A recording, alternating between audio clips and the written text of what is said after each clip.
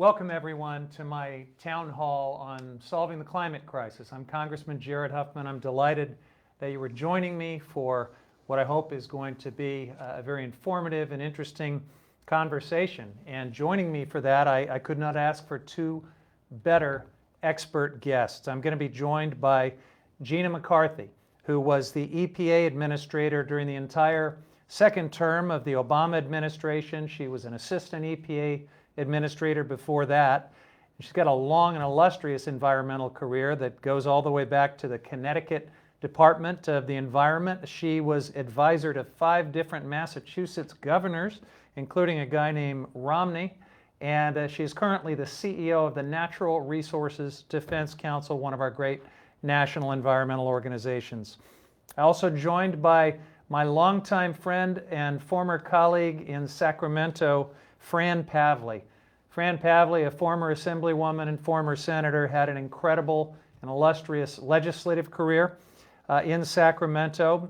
I joined her there in 2006. We were able to work together on some climate legislation, but she had already passed hugely impactful bills the year before I got there, and actually 2 years before I got there. One of those is famous around the world, AB 32, the Global Warming Solutions Act. That was her bill. Maybe even more impactful, though, was a bill she passed a couple years before that involving clean car standards for the state of California. That has transformed clean vehicles around this country and around the world, and is certainly a great part of her legacy. She served for many years in Sacramento, but now she is at the Schwarzenegger Institute at USC. And the other thing Fran and I have in common, other than a passion for climate issues, is that we were both old college volleyball players. She played at Fresno State. So let's move to our conversation with these two great expert guests.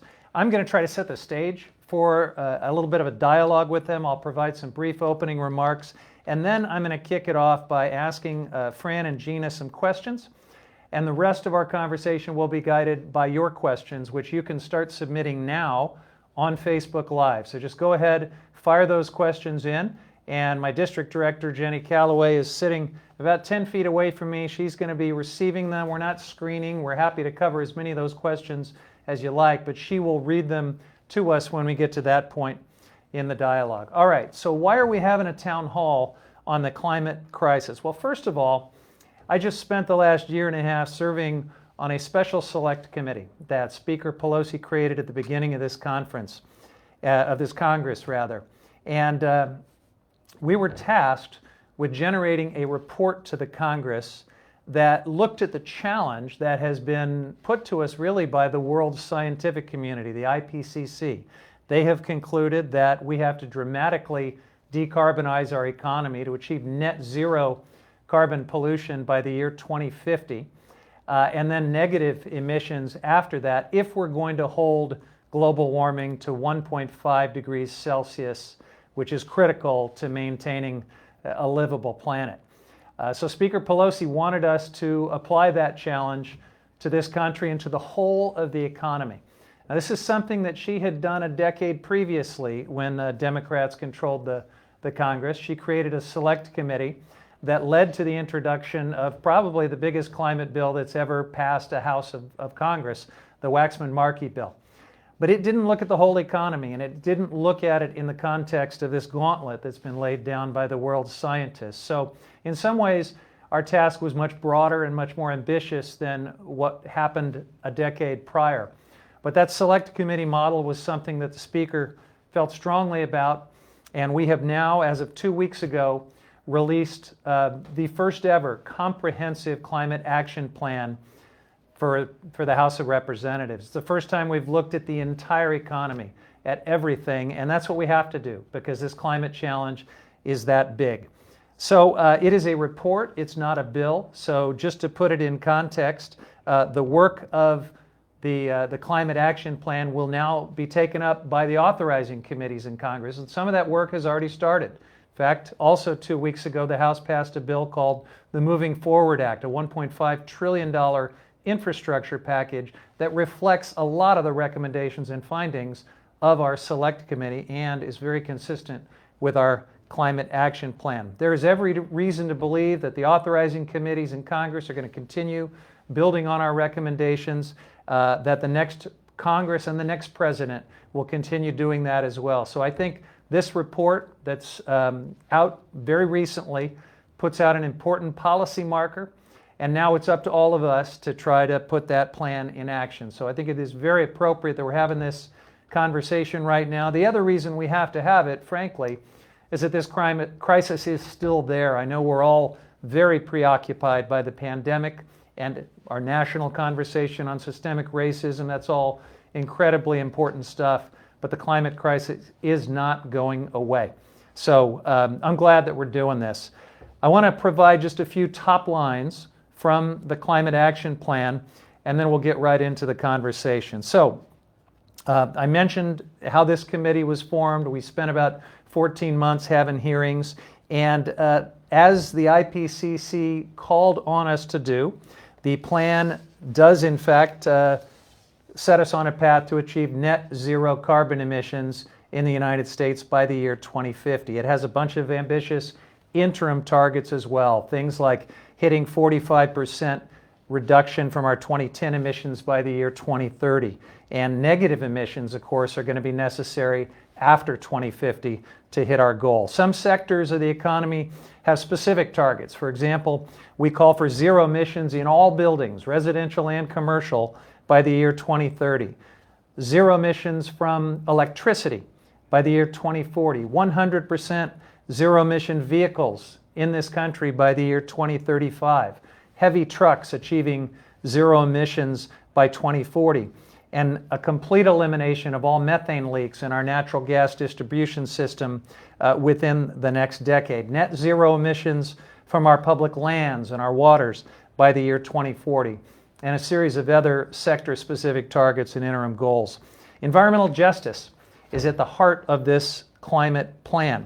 And there's a call for a recognition that EJ communities, frontline communities of color, have borne too much of the burdens of fossil fuel pollution, and that we need to put them at the top of our consideration as we think about citing investments in clean energy and enforcing clean air laws. There is a call for a national strategic plan for the resilience of frontline communities and vulnerable populations. And of course, we have to have a just transition for those who have fossil fuel jobs or are in communities that are going to be potentially impacted by the rapid move away from fossil fuels that is necessary if we're going to meet this challenge. Natural systems and agriculture are at the heart of this climate action plan. So I'm pleased to say that it calls for the protection permanently of 30% of our lands and ocean areas by the year 2030. We know that nature is going to need these buffers for resiliency, and they will do double duty. They're great for the ecosystem, and they will help us sequester carbon. The plan calls for an immediate moratorium on any new fossil fuel development on our public lands and in the outer continental shelf. It calls for natural systems helping us draw carbon out of the atmosphere through sequestration. This is something that can be done powerfully through salt marshes, forest lands, and rangelands, as well as best practices in agriculture. The plan calls for carbon pricing, but more than just carbon pricing. We need to have carbon pricing in combination with a whole suite of other tools that include all sorts of standards and measures that we can get into more specifically. And the plan definitely envisions dramatic growth in the economy as we put Americans back to work in good-paying, clean energy jobs. We call for incentivizing domestic manufacturing in clean energy, innovation, and entirely new sectors that can be driven by this transition, things like direct air capture and low-carbon materials. We call for the protection of union rights and prevailing wages and other provisions to make sure that this transition to clean energy means good-paying jobs. And we've modeled the benefits of this climate action plan, and the results are pretty exciting. When you add up the health and economic co-benefits of all the things that we call for, including an avoidance of 62,000 annual premature deaths from carbon pollution. So we're going to provide that amazing benefit. we will provide $8 trillion in health and climate benefits to this country through the year 2050, and after that, an annualized benefit, very significant, that will continue on. So that's just a little bit of what's in the Climate Action Plan. Let me bring our guests into this conversation now and ask, I'll start with Gina McCarthy, then we'll go to Fran Pavley. But Gina, you have seen the Climate Action Plan. I'd like to ask, what do you think of it in general? Why is it significant?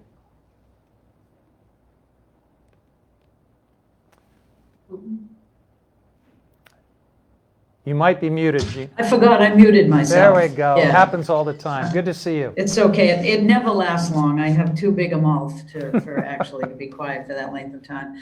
But first of all, let me thank you for inviting me to participate today in the town hall. I'm excited to be here with you.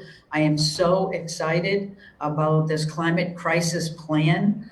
I can't believe, honestly, after all those meetings, you guys had the energy to pull it all together.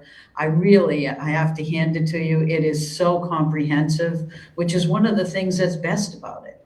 You know, you don't leave any sector behind, any individual behind, any investment opportunity behind, or any job behind, that we can actually turn around this climate crisis into an opportunity for us to build a better and brighter, more just and equitable future.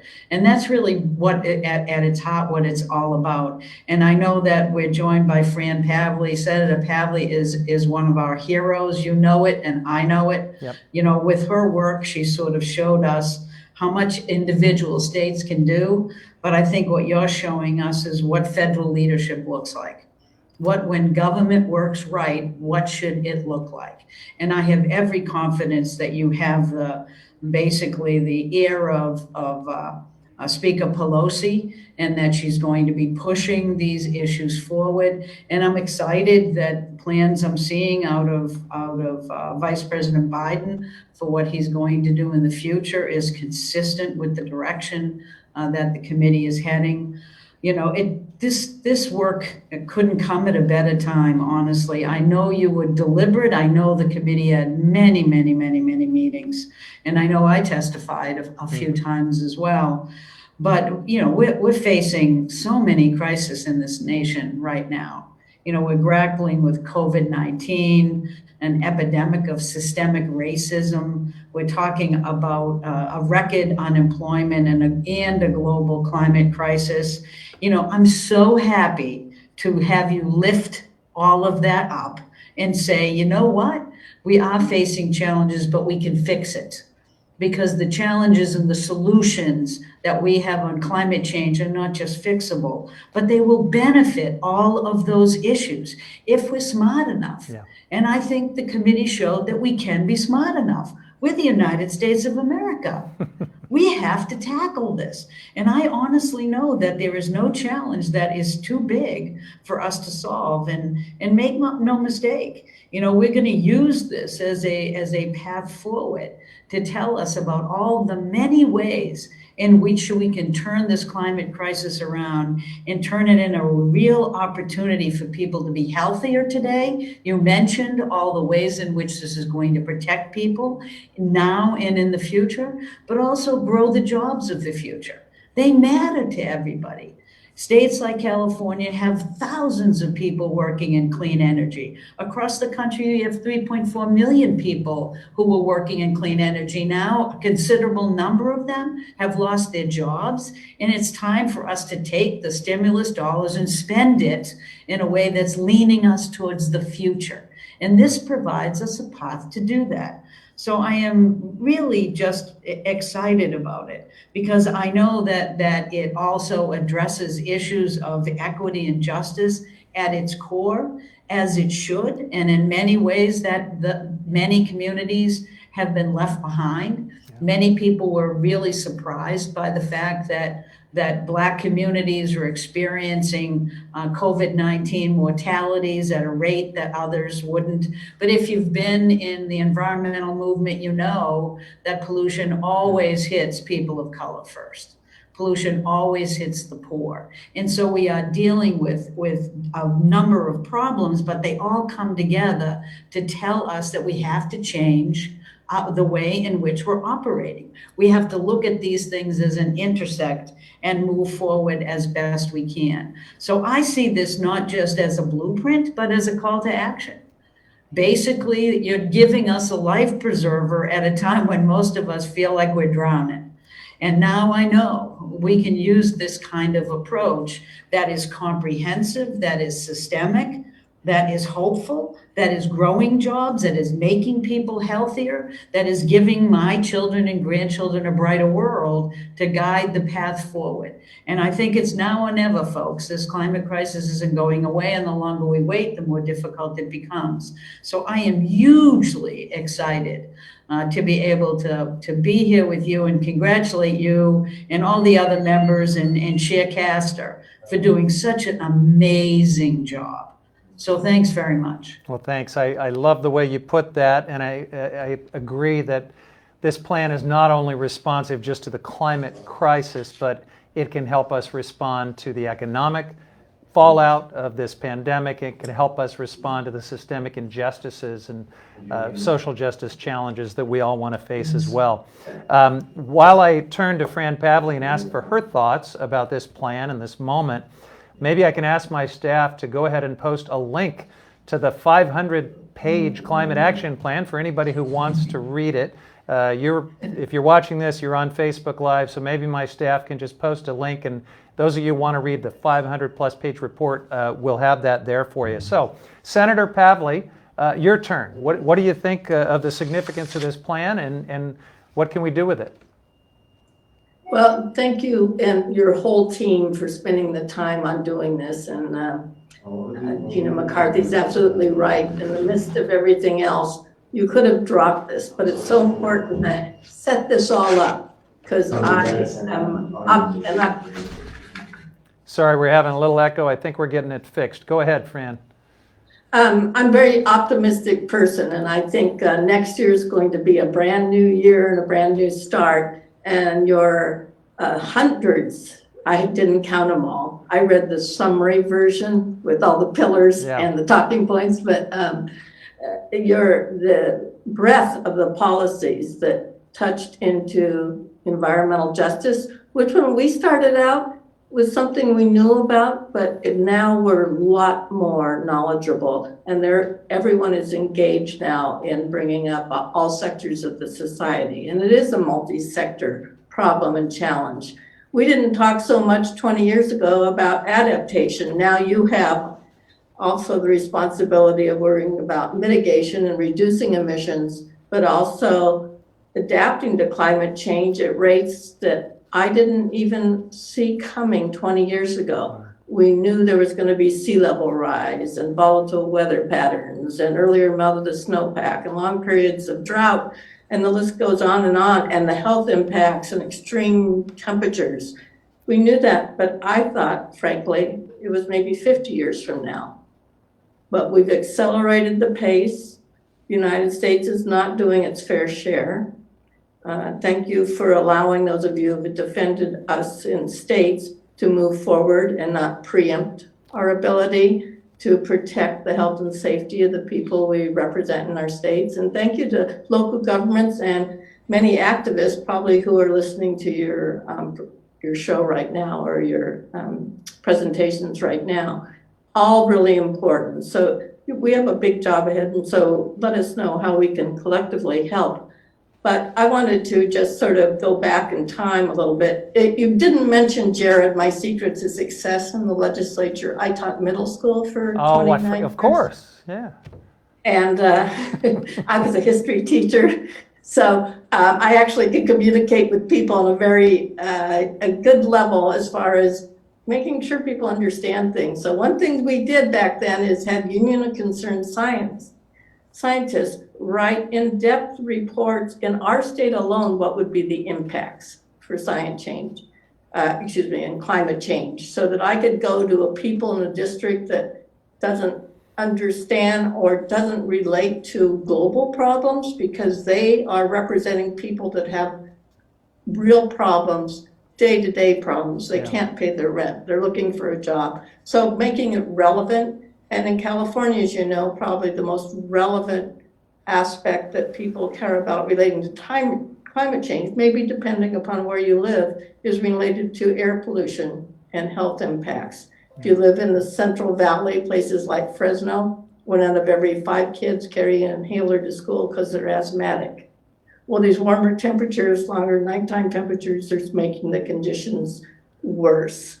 That's a problem. I grew up, my background story, I grew up in the Los Angeles area in the 50s and 60s when smog was absolutely horrible. And the state responded by starting what was turned out to be the first Air Resources Board, started by Governor Ronald Reagan. I like to throw that in just for historic purposes. And so then the passage of the Federal Clean Air Act in 1970 came about. Who was president? Richard Nixon signed that, and we're getting ready for the 50th anniversary. That was important. So the tie into climate change and air pollution always resonated in our state, and that's maybe not true of every state, but in every state there are specific areas of importance that have to have your attention. And your challenge, I think, nationally is having even a broader scope of challenges and opportunities, in how to address this. So we have sort of seen, whether it was the tailpipe bill or AB 32, but by putting a cap on emissions and a required rollback with not just aspirations, but targets, enforceable targets, made the difference. And I can't tell you how many business leaders told me, we're here in California today, whether it's solar companies or whatever, not in spite of your standards, but because of them. Right. We sent that market signal for investment into these new clean technologies, and with them came the jobs. We're showing 20 years later, the first bill I introduced in January of, 2001, almost 20 years ago, was the tailpipe bill. Yep. And some business voices stepped in, along with the activists, environmental activists. So and healthcare providers, nurses and doctors organizations, and American Lung Association, the list goes on and on. So that's a real lesson we learn no matter what state you're in. And I have the privilege right now for working for Arnold Schwarzenegger, who signed AB 32, also a Republican, may I add, that we're working with some other states who are adopting policies. There's almost like 10 states that have adopted now 100% renewable energy policy.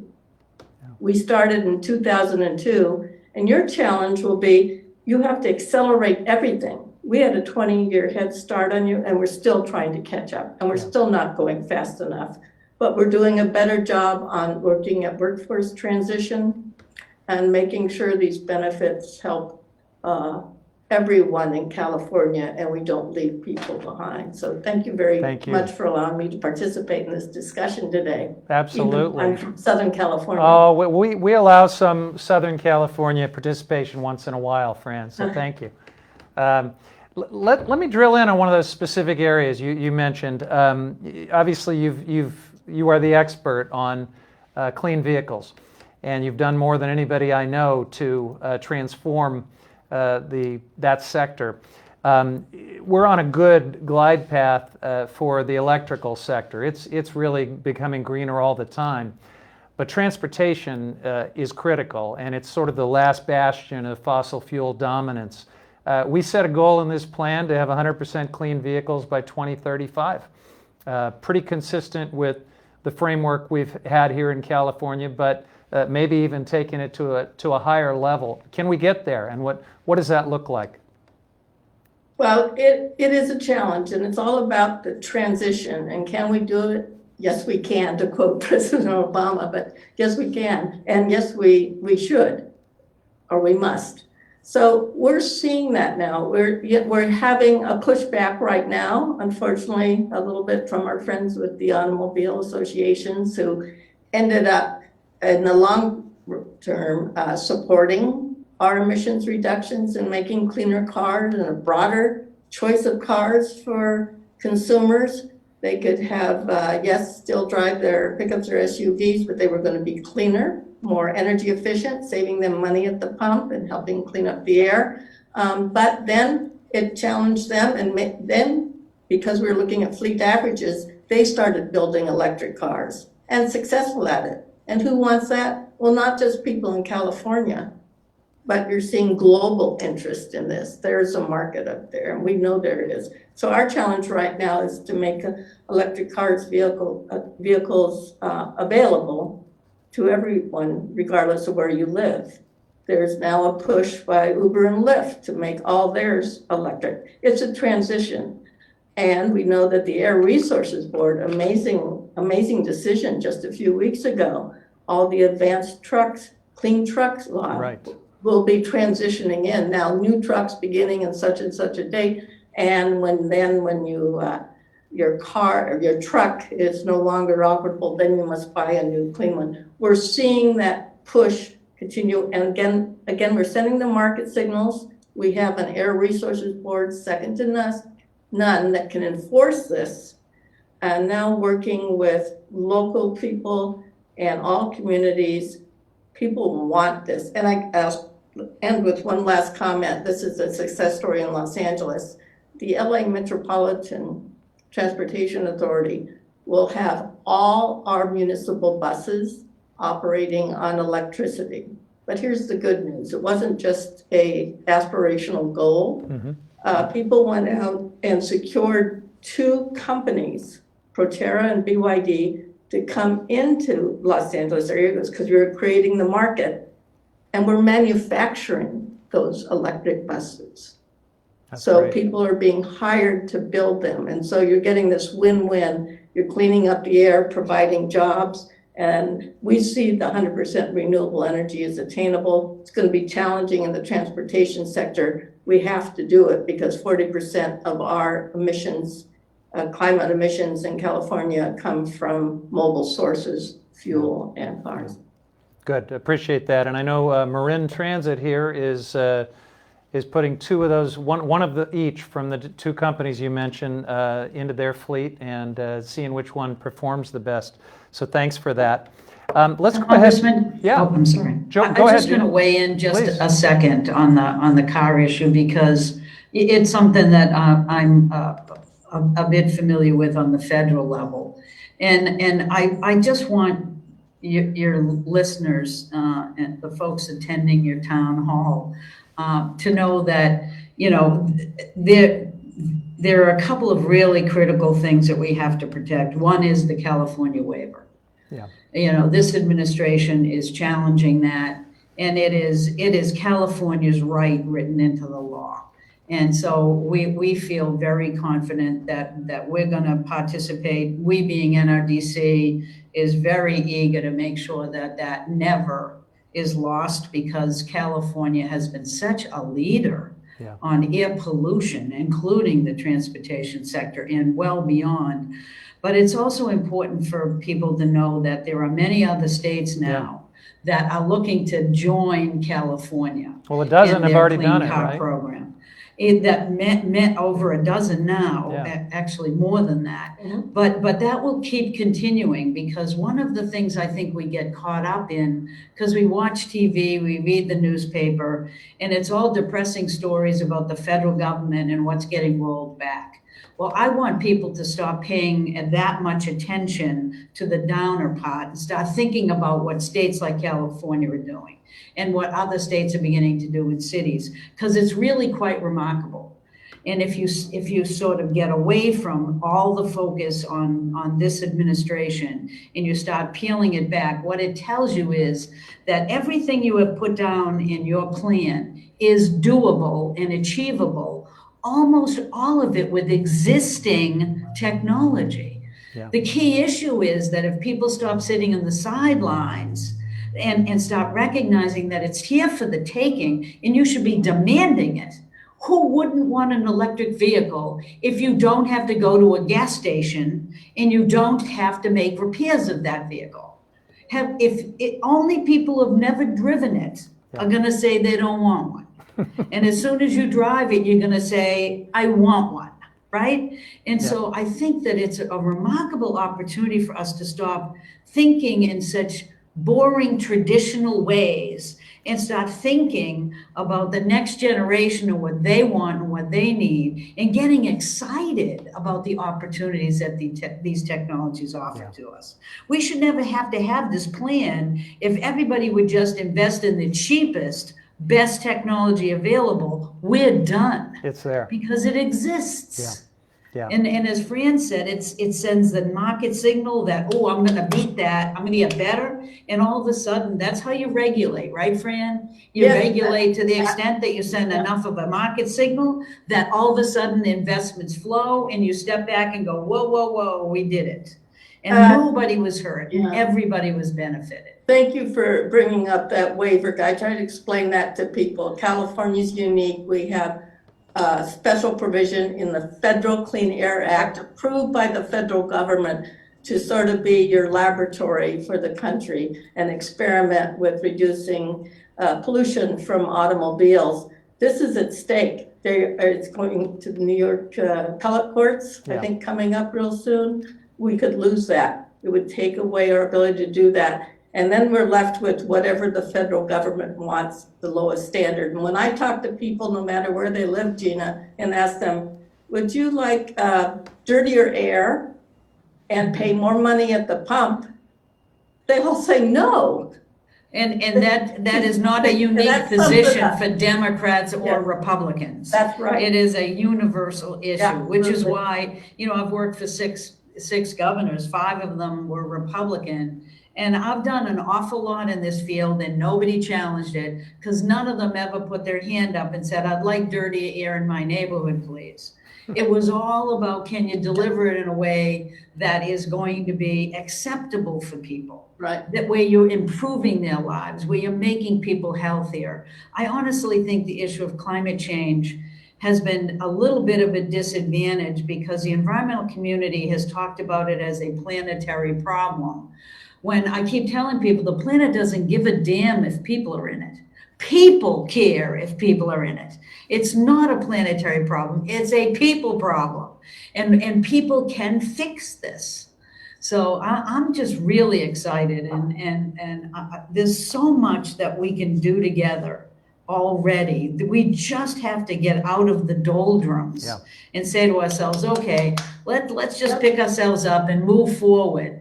And invest and find the best ways to make things happen. And we can do that. Fran and I were both around before that happened in the 50s and 60s. And God damn it, we did really well. And pardon me for swearing. That's okay. We did really well between then and now. And none of us are going to let that go backwards. Amen. Amen. Well, let's talk about those price signals that you both just mentioned. Okay. And this gives us a segue to some of the questions we've started to get on Facebook. One of our viewers wrote in quoting a Washington Post editorial over the weekend that criticizes the Climate Action Plan from the Select Committee because it mentions carbon pricing, but it mentions it sort of in a less than dominant way. And the thrust of the editorial was that carbon pricing is the best and most transformative thing that we can do. It should have been right up front, and we should do that maybe in lieu of some of these other things. Now, I happen to disagree with that. I don't think carbon pricing, as important as it is, and I'm for it, I don't think it's a silver bullet. I think you have to do it as part of an all-of-the-above approach, using standards and command and control regulation in places or else you're not going to get there. But I want to invite both of you to speak to that, which is sometimes put out as a trade-off between a carbon tax and regulation. Do you think the plan got it right in calling for both? Did you say the Wall Street Journal? Sorry, no, the Washington Post. Washington Post. You would expect the Wall Street Journal, but no, this was the Washington Post. Okay. Well, I wouldn't have expected either of them to write it. But can I just say, carbon pricing is not my favorite thing. It can be useful, but it needs to have really good complementary policies so that all the burden doesn't go on the folks who can't handle that burden the most, which is our low-income communities and our people of color. And so it's challenging, but the most important thing to remember about carbon pricing is the price needs to do something to the market. And the oil market is not susceptible to change with a price on carbon. And the Washington Post and the Wall Street Journal know that. Yeah. So it's not the panacea. We have to more personalize these issues and make people's lives better, not expect that at some high level, there's a bunch of people thinking big thoughts and imposing them on us. We want to be part of the answer, and we want to feel and touch the actual solutions. So if carbon price was the only thing we could do to avoid a world of sacrifice, I'd say, oh, I guess we have to do it. Let's be careful about it.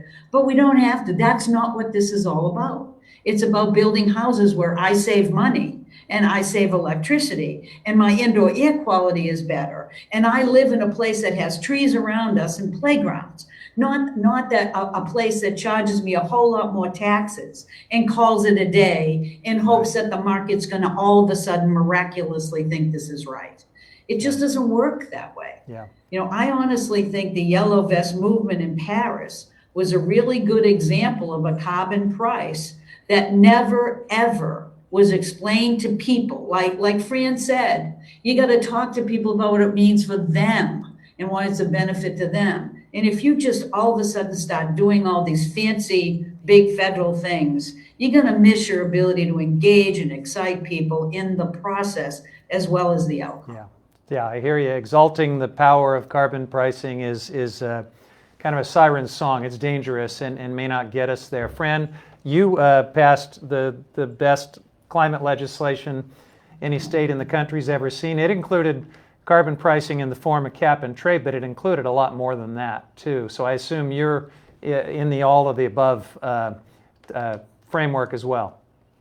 I definitely am. In fact, I applaud both what you and for the Secretary McCarthy have said about that. You need both.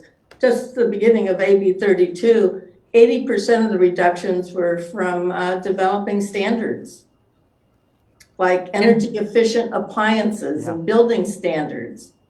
At first, everyone was concerned, boy, would the price of my refrigerator go up if you made it more energy efficient? It turns out, well, your refrigerator price maybe went up a little, but what you saved in energy costs was a lot. Yeah. And they're incredibly, Energy Star logo programs, they're incredibly supportable. Cars are the same way and everything else. So 80% of AB 32 were putting in standards, requiring 20 to 33% of your electricity come from clean, renewable energy, creating a market for solar and wind, which now, by the way, even that didn't start this way, is a lot less expensive than natural gas and, of course, oil. Yeah. So that is amazing, right? So 20% was left in what was cap and trade. That was the market mechanism that the Air Resources Board, after a lot of research chose as just sort of closing the gap, providing some flexibility for those few bigger emitters that could not make the reductions. And so they had to purchase some allowances or permission to permit. There are some carbon intense companies that we haven't figured out how to help them yet. Yeah, Cement heavy industry is food tough. processing and things like that. So it's a combination of, but you have to have the other side.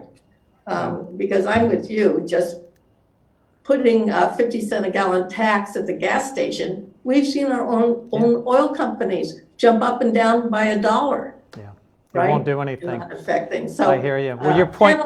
Penalizing people and letting the emitters off the hook is the wrong way. Your point about the power of technology-neutral performance standards is very well taken, and you did that with cars. I tried to do, remember when I tried to do that with light bulbs? I passed a piece of legislation that said to try to do to light bulbs what you did to cars, and we did it.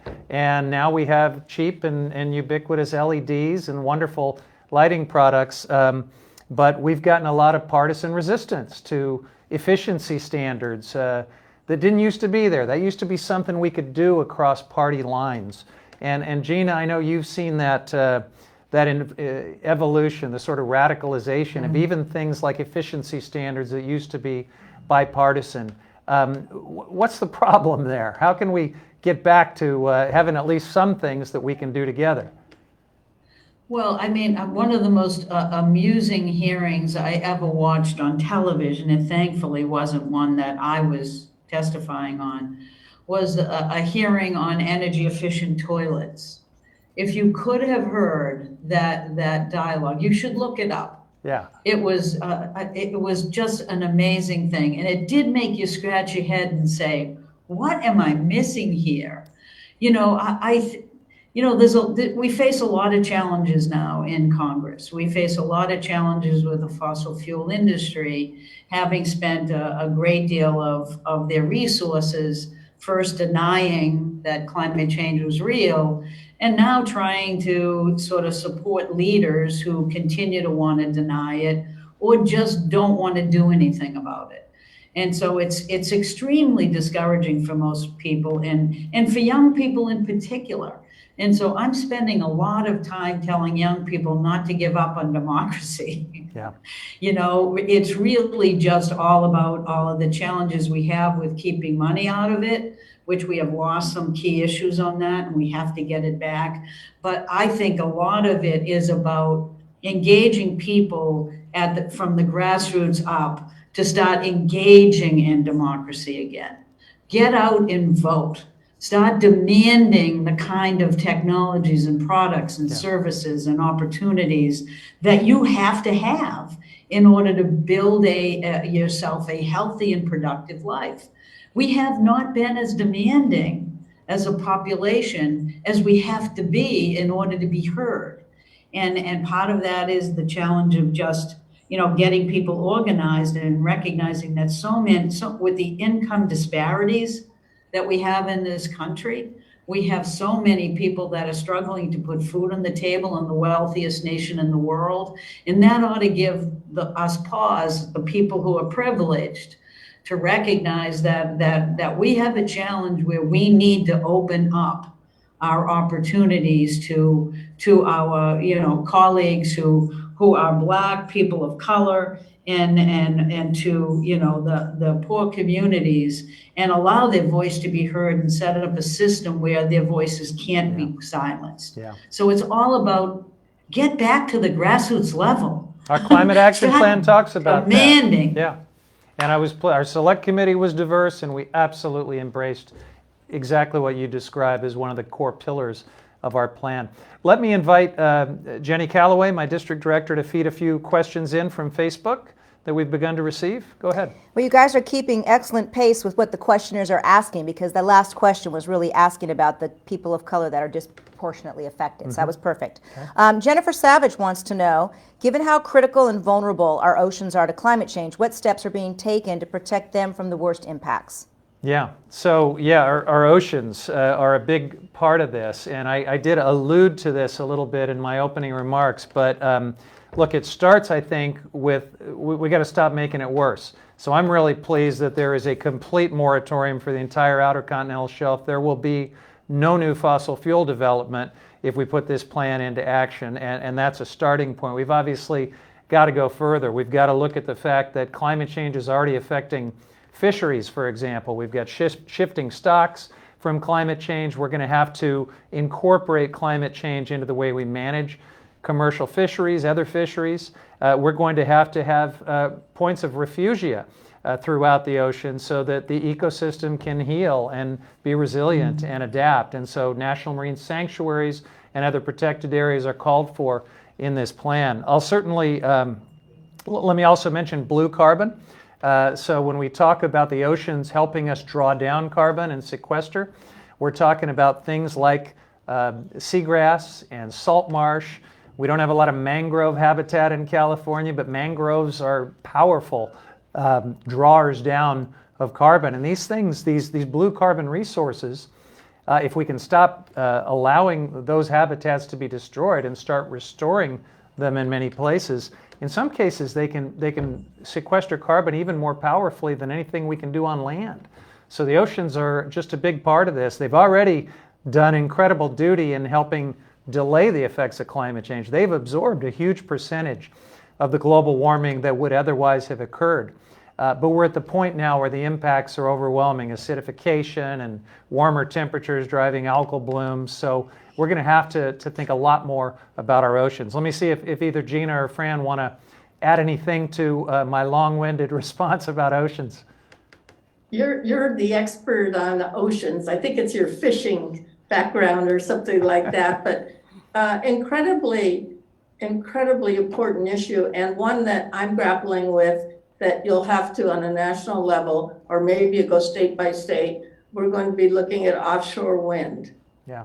And how that is done. And we know under the Coastal Act, we have 3 miles of state jurisdiction, and how does it affect marine life? I was on the Coastal Commission for several years, so I'm sort of sensitive to this discussion, but it's a renewable fuel. We need to get to 100% renewable energy. So are those some trade-offs? Also, we're looking at Ventura County, Jared, taking out an old obsolete dam. It's called Matilaha Dam. Oh, yeah. And the amount of silt backup, everyone's really excited about it because it'll do 2 things. Replenish the beaches with all this sand and allow steelhead for the first time in decades to be able to move forward. So sea level rise is important in the health of the marine species, all of that. What a big challenge, and that is a global issue. Yeah, I should have mentioned that some of that blue carbon, when you think about salt marshes, does double duty as a buffer for coastal communities and resilience as we think about sea level rise. We're storing a lot more wetlands. Not enough, but we are, and that's incredibly important. Gina knows something about wetlands. I remember the little debate about the clean water rule. Yeah, there was a little bit of a debate about that, and I think that debate's going to continue because I'm not quite sure this administration got it right. Yeah. Well, one of the great things about this administration is they haven't gotten much right when it comes to the rollbacks on regulations. So we've been pretty effective in litigating all that. But I think we have to focus more on water quality, Jared. You know that's one of the reasons why infrastructure is so important.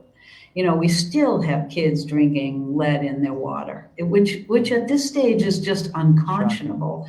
And we have huge investment needs to ensure that everybody has access to clean drinking water. And one of the things I wanted to mention on oceans that's a little bit different than how you've been talking about it, but one of the things that really fundamentally bothers me is the fact that fossil fuel companies have now been basically focusing on significantly increasing their investment in plastics manufacturing. Oh, yeah. And that's in areas of the country like where communities really desperately need jobs. And it's adding to heavily contaminated areas where you have high poverty and high communities of color. And plastics in the ocean is just one of those issues that fundamentally is just downright. You don't have to do a study about it. Yeah. You have to say, what happened to us?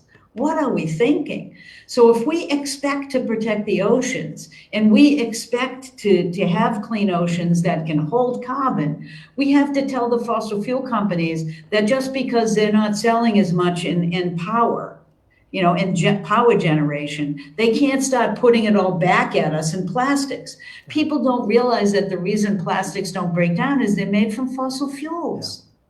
We have to connect dots, and we have to figure out that this industry is just not the horse we want to continue to ride on. Amen. And work that out in a transition that's just and equitable for the people working in those areas.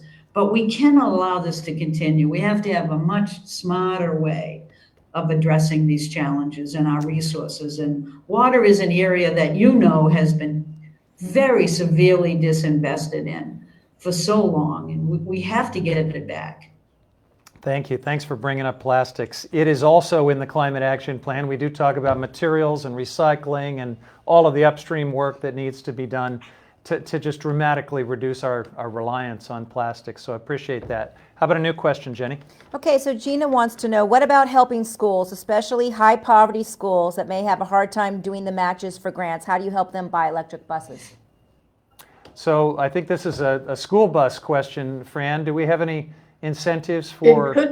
It could be a school bus question, but it's also a resiliency question. I'm sure your district, like mine, with all the wildfires and power shutoffs and kids being sent home from schools, we need to really invest through either bonds or other sources of revenue, not taking money out of the classroom, but in updated HVAC systems that are woefully inadequate on air pollution issues, ability for kids to stay in their schools and use it as a community-based resource center in the event of power shutoffs or wildfires. Something I think in my area, our local CCA is sort of thinking about that. And also making sure that there's EV infrastructure at your schools. We've done that in most of the high schools. I have a local district near me. It's called Oak Park School District. They're 80% off the grid. Wow. Yeah. I have some that are 100%. And they're saving now in energy costs $500,000 a year that goes into the general fund for classroom supplies. But the amazing place to go is Clovis High School District or Clovis Unified School District outside of Fresno. Completely off the grid. That's awesome. Yeah. And it's just the smart way to do business. So you have to either find that seed money, join with your local utility for a startup or some businesses. Once in a while, you'll find local residents willing to pay a little more on an assessment or a bond thing. But I think this is the future, and it's certainly a great training ground for kids as well. And if we can double it in with as a climate resource center in the event of extreme heat events or power shutoffs or wildfires, it could be a win-win. Great. Thank you. Jenny? Okay.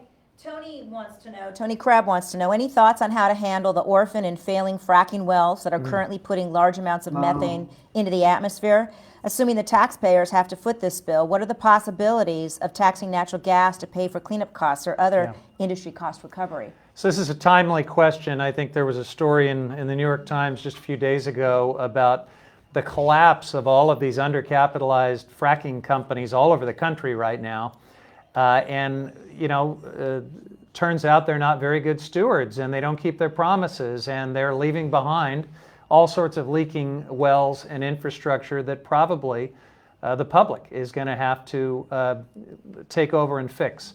Now, that presents all kinds of challenges, and I'll ask Gina McCarthy because I know that at the federal level she was very involved in these policies. It's a little different when you're talking about natural gas facilities on public lands because federal law does require usually rigorous bonding and other remediation commitments so that you don't have just orphaned facilities. But a lot of this all over Texas and the Permian is on private land. A lot of it is in states that don't have these rigorous bonding requirements. So we're going to have to tackle it. But I will say that in the Climate Action Plan, we talk about how, as serious as that crisis is, it's kind of an opportunity because these are ready-made jobs in a lot of communities that are going to have displacement from our transition away from fossil fuels. So we can put a lot of these out-of-work fossil fuel workers back on the job helping fix these facilities. Then we just got to look for a way to have industry pick up the tab. Gina, what do you think about this? Well, it's been a real mantra since even the first Earth Day that polluters are supposed to pay, not the rest of us. And I think I saw the story and it had a little video so you could see the methane that's being emitted, and it was really disheartening. It was one of those things where you felt like going over and sticking your finger in and going, stop it, and really the only thing that I've seen that's creative is what you're discussing, which is let's put people to work going right out and getting at those. The problem with fracking all over the place is it's been a lot of cowboy activity, really not big companies that have large assets that can handle a down economy like ours. So people are just abandoning them and walking away, and there is no really good system that is requiring them, like in other industry sectors, to be able to clean up after themselves. And because the Congress has taken away a lot of authority for an agency like EPA to go after that, like we do with Superfund, Yeah. we sort of have our hands tied. And I know that there's some language that's being proposed in some of the bills, and I think it's discussed here to restore that again. You know, it's in this actually. Your committee recommends that we no longer be precluded from regulating the sector. But it hasn't, you know, I don't think we've really had the authority even at the federal level on federal lands to take care of this the way we should. So unfortunately, it's going to mean some cleanup. Best news we can get is there's going to be jobs associated with that. And when we get some strong regulation again, which we will, we'll be able to take care of the rest. That's great. Let's try to get to a few more questions. And by the way, I think we got way too much ground to cover to actually stop at 5 o'clock sharp. So I'm hoping I can impose a little bit more time on my two wonderful guests. And if those of you who are interested in this conversation want to stick with us, we might drift a little past 5 o'clock. Jenny, go ahead. I actually have for me, an 8 o'clock call, so I apologize. We'll I'm lose gonna have ya. to scoot off on time, but Fran will hold it for me. Okay. Jared will owe me. I already do. Okay, Oh, go ahead. good. Okay. Remember that. All right. So Andrew wants to know, why isn't nuclear power counted as clean power in that electrical power generation standard? Yeah. Okay, so let's talk about how the Climate Action Plan deals with nuclear. And I did see a Facebook comment come in criticizing the plan for not calling for the phase out of existing nuclear. We really struggled with this one at the Select Committee. Some of us are not fans of nuclear power. I am not a fan of nuclear power. I don't think we need it. I don't think we have to have it. But I think the consensus was we're not going to call for new nuclear power. We are going to allow research and innovation to continue in case folks can have technological breakthroughs that help us develop nuclear power more safely in the future. But we're also not going to call for necessarily the decommissioning. I think communities and states themselves are doing that. Here in California, you can't build a new nuclear power plant. It's just not going to happen. And I don't know too many places that want new nuclear power plants. But it is one of the tough issues that sometimes divides even people in the environmental community that want to see 100% clean energy. Where does nuclear fit into the mix? I think the good news is solar and wind have gotten so good, and grid operators like the ISO have gotten so good at balancing the grid with these, what used to be disparaged as variable sources, that we need a lot less nuclear for sure to meet our goals. I'll invite Gina and Fran to chime in on nuclear, though. Well, this could be my swan song. Yes, I'll let Gina go. And I appreciate it. I'm not a big fan of nuclear either. I have to tell you, because we just haven't resolved so many of the challenges. And one of the difficulties now is the old nuclear that people want to count towards renewable. It's old. Yeah. I mean, you're looking at units that were never constructed to actually last this long, and they have to go through permitting processes that are expensive. And as a result, many of them have been given some flexibility in the market that has given them a leg up to be able to continue to run well past their due dates. Now, that may be okay if you keep an eye on them, but some of our facilities are leaking. Those are not the facilities you actually want to continue with. Leaking, so you can find radionuclides in wastewater around there and water that they're near. And others, you have provided an opportunity when you're crediting nuclear, they've credited coal as well. When you carve a solution for one, boom, all of a sudden that tiny little solution that seems so reasonable opens up. And it provided market benefits for old coal, because we don't want them to go away either. So it has become a very contentious issue. But for the most part, what I worry about most about nuclear, even the advanced, which everyone tells me I need to take a closer look at, and I will, is that people don't like it. Yeah. No, it is an inherently, there is a human nature gut instinct that says this thing is not natural in my world in a way that I want to be exposed to it. And so I don't want to force people when I can entice them with things that will have real benefit to them. Yeah. So it's a tough issue. I'm with you, Jared. Yeah. And there are very varying opinions, and some are very good ones. But I just cannot imagine that we're going to have, a community size nuclear reactor, even though they're small and everybody says they're great in every other neighborhood. It just doesn't sound right to me. Yeah. So having said that, I'll educate myself more on that. I'll thank you, Jared, for everything that you've done. Congratulations on the Climate Crisis Committee. Fran, you remain a superstar, always, and always will. It's great to spend time with you. Well, you are Thanks. too, Gina. Thank you so much. We Ciao. appreciate that, and I'll continue to wonk out a little longer with Fran Pavley, and then we'll thank her as well. But thanks so much for joining us. So, Perfect. Fran, nuclear power, you heard Gina and me, and we'll certainly keep studying and researching, and nuclear fusion will always be 30 years away. But what are your thoughts? Yes, well, in California, you're right.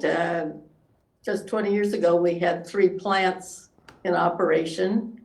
I remember the one in Sacramento was closed down. I was on the Coastal Commission when San Onofre was sort of phasing out, if you will. We were concerned about thermal pollution, but it was all about in California waste. What do we do with the long time waste? Where do we send it to? And now that we're trying to clean up, here's where the problem lies, San Onofre and potentially the one on the Central Coast, is no other state wants our waste. Nevada, no one's raising their hand. We would like the waste from your nuclear power. Yeah. So I don't think it's a long-term solution, but on the short term, nationally, you might have some states that's maybe preferable existing nuclear plants to stay online, to make sure you phase out coal and some of those, and then not allow new ones to be built. On the coast, we're always concerned about the thermal pollution and the acidification of the oceans as well. So it hasn't been an asset to California. Yeah. All right, Jenny. Okay, John says, a good plan is good, but it's just words. Will there be bills in January? Okay, so how do we put this plan into action? So here's the good news on that, John. We've already begun to do that. I mentioned the Moving Forward Act that passed out of the House of Representatives 2 weeks ago. It includes a bunch of the recommendations and policies from this climate action plan. That is not an accident. We've been coordinating with the authorizing communities as we go forward. We're starting to see other bills introduced. And so I think the answer is yes. We're going to see bills passed, certainly out of the House of Representatives, that carry forward aspects of this plan. Hopefully we'll get it all covered in legislation that'll get parceled out to the different committees that have different pieces of this issue. We need to get the United States Senate in on the act. We got some great climate champions over there, but Mitch McConnell is not one of them. So I think we're going to have to see how this election goes, and the country has a chance to choose a president who's not a climate denier. And we know that Vice President Biden put out a climate plan just a couple days ago that is really bold, really ambitious, and I looked at it and I saw all kinds of parallels with the climate action plan that we just released. So I'm encouraged about the possibilities of putting this into action. But it's not just Congress, it's not just the president. There are parts of this plan that will need to be taken up by the private sector, that'll need to be taken up by states and local governments. And Fran, maybe you can talk a little bit about how that so-called subnational contribution is so critical to getting us to our goal. I think it's incredibly important because that's your support people that have been implementing. I think I mentioned 10 states, 100% renewable energy, but 40 states have some kind of renewable standard in place. Some is not enforceable, but what they're proving is that the cost can be driven down so it's competitive, which keeps other energy more competitive as well. We're seeing in California, there will be no more new natural gas plants built. Yeah. How's that for a That's big great. change? So We have to do it. We have to do it. Natural gas is not a clean fuel. It is not a climate solution. So here's the exciting thing in Ventura County, the California Energy Commission and ISA decided that they did not need that facility. They were going through for updating their, once through cooling, it was an older plant. Mm-hmm. And California Energy Commission made the finding that it was not needed. That's what needed to take place, that it was not needed. And they said there are enough, I don't think new plants will be built here. And it was very contentious, and you'll be living through these kinds of decisions because all the people who work there, what are they going to do about their jobs? These were good, well-paying jobs. Well, there were lawsuits, ended up winning most of those in court, but here's where the solution came from. A battery storage company came in, bought the site, building a facility, and there's workforce transition already going on for past employees to be in this new cleaner field. And boy, do we need storage, because that's the solution for your microgrids, Jared, for solar storage and everything like that. So we're seeing storage maybe replacing natural gas, which has been considered the transitional fuel or the bridge, if you will, when the sun doesn't shine and the wind doesn't blow. Well, I love it when those synergies line up, and you sharing that just makes me think back to our time in the state legislature a decade plus ago. So much conventional wisdom has changed so quickly on these issues. You and I were told not that long ago that California couldn't keep the lights on without all of its nuclear power plants, and now 2 of them are gone. The other one is maybe on its way out, and the lights are still on. We were told that natural gas was going to have to be an even bigger part of our energy portfolio to ever make this balancing of solar and wind and hydro work. And now you're seeing natural gas plants like the one you just mentioned deemed not necessary by California grid operators. So are you as struck as I am about how fast some of these canards and old conventional wisdoms are falling by the wayside? I have been along this journey for 20 years, and what's amazing to me, yes, we're not going fast enough and we need to do more, but what's more amazing is all the people who said we couldn't do it, they have come back and admit that not only could they are doing extremely well in this new economy. So it is about thoughtful transitioning, and we're going to have to really work on that workforce transition, whether it's free community college or certificate programs or other kinds of things, because this new energy economy is going to be a key to the future. Yeah, on that same point, you know, the low carbon fuel standard that was your work as part of AB 32, and there was a Texas oil company that had fought it every step of the way and then financed a state initiative to try to repeal AB 32. You remember that? Oh, yeah. Well, I was on a little field trip down to New Orleans a few months ago, and I visited a biorefinery that same company has now set up. $1 billion refinery that they're now expanding and doubling in capacity because they're selling renewable diesel into California to meet your low carbon fuel standard that they fought against. They figured out a way to make money on clean fuel. The Air Resources Board just had a 6-hour hearing yesterday. I don't know why I'm still listening to all this stuff, but working for the Schwarzenegger Institute, I get to pay attention to it still.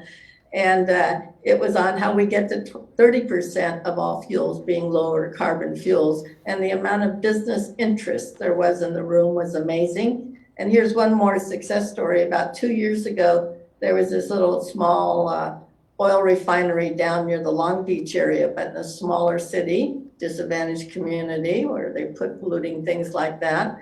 And people came in and bought it. They were called Alt Air. They've changed their name. They came to California because we were creating market for alternative fuels.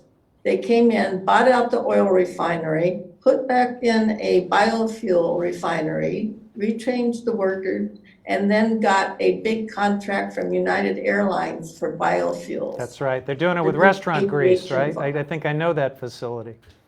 Yeah. That's good stuff. I mean, that's the kind of success stories, but it's hard. So the challenge is transitioning, and we know we need to move forward. And I think your biggest challenge is every state is different. Yeah. And I don't know if this is advice or not, but maybe it's sort of like our different cities or our different regions. What works in LA is not maybe that works in Marin, but to provide that flexibility and not preempt states or locals from meeting or exceeding what the federal government's doing. Right, right. Well, I think we can do one last question. This is just a great conversation, and I hate to end it, but we promised we would end it at some point. So let's do one last question. All right, so Patricia Ravitz from Sustainable Novato asks a great last question. And that's, please be sure to let us know what we as individuals and local activists can do to lower our carbon footprint. So, Well, that's a Fran Pavley question if I've ever heard one. Fran, what can the good people of the 2nd Congressional District do to lower their individual carbon footprint? Boy, a lot of things that you could vote by mail and that will save you from driving to my vote correctly. Might save No. our democracy too. Go ahead. No, what I try to think about that every time, because you always kind of have to sort of model what you're trying to do. And so I keep wanting to put in solar and storage so I can use that kind of energy 24/7, and that would be helpful. I have moved up and now I have a plug-in hybrid. So I'm partially there on getting to the zero electric vehicle. I still have a range anxiety here. Walking more, I mean, all those simple things, actually making sure appliances are energy efficient. And what I tell a lot of people now, if you can and you can afford it, shifting to electrical appliances instead of relying on natural gas should be right up at the top of your list. And the natural gas companies are really getting aggressive in local governments now on stopping them from passing rules and laws that move us towards clean, renewable energy. There's a real competition in this transition. So stay engaged in your local community, whether it's schools or houses of worship, and thinking what your town and local area can do can really accelerate change throughout your city and your region. Yeah, that's good stuff, Fran. I appreciate it. I'll just add this. I think get an electric car if you can. I just got my first fully all-electric, and that range anxiety really doesn't exist now. You got new vehicles with 250 to 300 mile range, and they're just wonderful. So I'm liberated. I'm cutting the cord with fossil fuel. We can think about daily choices that we make that reduce food waste. Fran mentioned natural gas. We need to really think about that too. I think the transportation side, where we're still way too dependent on fossil fuel, and then the different ways in which we use natural gas. We got to tackle those two top priorities. Solar hot water heaters work beautifully. You don't really need natural gas to heat hot water, and we've got the country's greatest solar hot water rebate program because of a bill that I authored when I was working with Fran Pavley in Sacramento. You should check that out. And the cities around California and other places that are setting new construction standards that prohibit natural gas lines into new construction, that is where we need to be. And I think your local government leaders that are trying to put those new standards in place deserve your support. I certainly support them in that direction. But that's a lot of ground we have covered. Let me thank you, my dear friend Fran Pavley. It's great to see you again. You're such a star, as Gina McCarthy said, and I hope we can do something like this again sometime. I definitely owe you. And in a couple of weeks. Oh, that's right. I'm already returning the favor. Yes, that's right. But also thanks to everybody throughout the 2nd District, maybe a few beyond, that have joined us for a great conversation. I really appreciate it. Take care. And I love your district, Jared. It's just gorgeous. Well, they love you too. Come see us when this crisis is over. Yep. Thanks, everybody.